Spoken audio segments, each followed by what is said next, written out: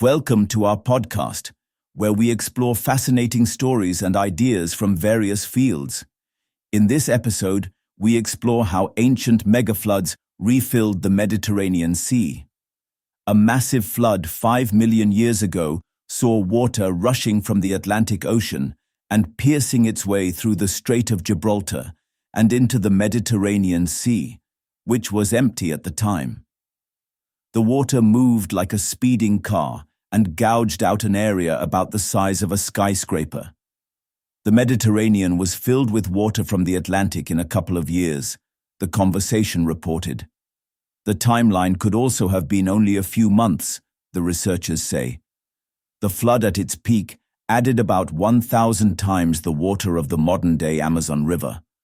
An underwater canyon that lies along the Strait of Gibraltar was studied in the past, and a 2009 study states that this flood is what carved it. This event is known as the Zanclean Megaflood and is believed to be the largest single flood recorded on Earth. However, not all researchers agree on this.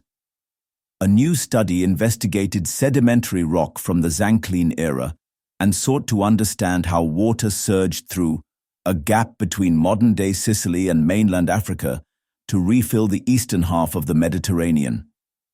In the late 19th century, scientists figured out that something unusual had happened about 5 to 6 million years ago.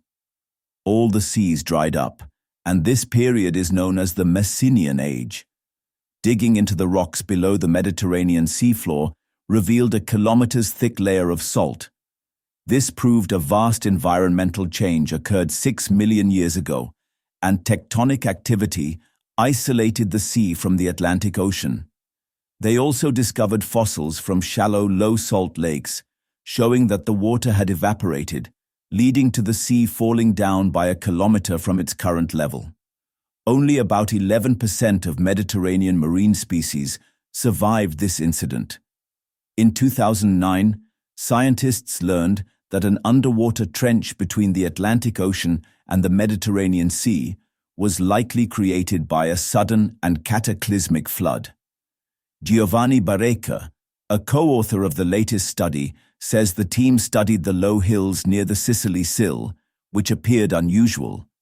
They were more aligned and streamlined, similar to the hills in Washington state in the US. The latter were formed by a megaflood at the end of the last ice age, and the similarity led them to research further. They assumed that rock debris eroded from the base of the depressions should be near the top of the hills. The assumption proved right, and they discovered rock debris up to the size of a boulder.